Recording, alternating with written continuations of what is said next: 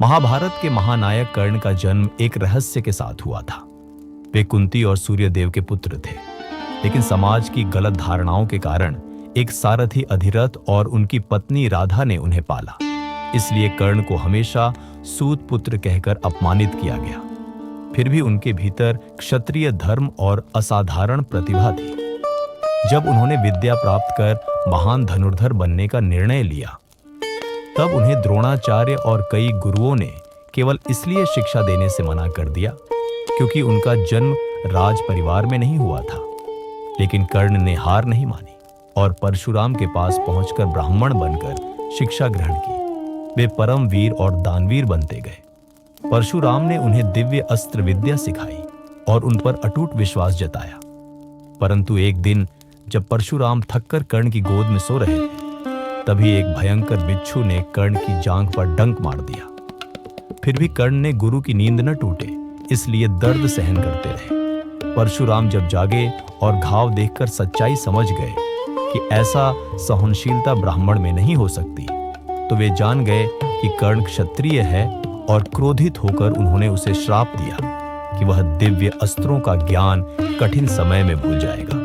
लेकिन कर्ण ने इस दंड को भी सादर स्वीकार किया, क्योंकि गुरु का दिया हुआ सब कुछ उनके लिए सम्मान का प्रतीक था। आगे चलकर कर्ण की मित्रता दुर्योधन से हुई, जिसने उनकी प्रतिभा पहचान कर उन्हें अंगदेश का राजा बना दिया। पहली बार कर्ण को सम्मान और पहचान मिली, इसलिए उन्होंने जीवन भर दुर्योधन के प्रति मित्र धर्म निभाया, भले ही संसार उनके विरुद्ध क्यों न हो। कर्ण का दान का स्वभाव ऐसा था कि कोई भी मांगने वाला खाली हाथ नहीं लौटता था। वे प्रतिदिन सूर्योदय के समय दान करते थे और कहते थे कि दान केवल तब मूल्यवान है जब देने वाला बदले में कुछ अपेक्षा न रखे। महाभारत के युद्ध से ठीक पहले, जब देवताओं ने सोचा कि कर्ण की अतुलनीय कवच और कुंडल उसे अजेय बना देंगे, तब स्वयं इंद्र भिक्षुक का वेश धरकर कर्ण के पास आए और उनसे वह कवच कुंडल मांग लिए जो उन्हें जन्म से ही प्राप्त थे और उनके शरीर से जुड़े हुए थे। उन दिव्य कवच कुंडलों को हटाना अपने शरीर का हिस्सा काटने जैसा पीड़ादायक था। फिर भी कर्ण ने बिना क्षण भर सोचे वह दान कर दिया, क्योंकि उनके लिए दान से बड़ा कोई धर्म नहीं था। इंद्र उनकी यह त्याग भावना देखकर आश्चर्यचकित रह गए और बदले में उन्हें शक्तियुक्त दिव्य अस्त्र वज्र दिया। परंतु वह अस्त्र केवल एक बार चलाया जा सकता था।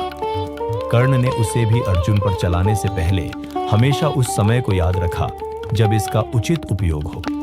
युद्ध के दौरान कर्ण के भाग्य ने उन्हें कई बार कठिन परीक्षा में डाला। द्रोणाचार्य का श्राप, परशुराम का श्राप, पृथ्वी का श्राप, सब उनके विरुद्ध खड़े थे, क्योंकि जब एक बार कर्ण ने किसी गरीब का दान करने के लिए उसकी जमीन में फंसा रथ निकालने हेतु धरती को दोषी ठहराया था, तब धरती को दुख पहुंचा और उसने श्राप दिया कि युद्ध भूमि में उसके रथ का पहिया मिट्टी में धंस जाएगा। अंतिम युद्ध में वही हुआ।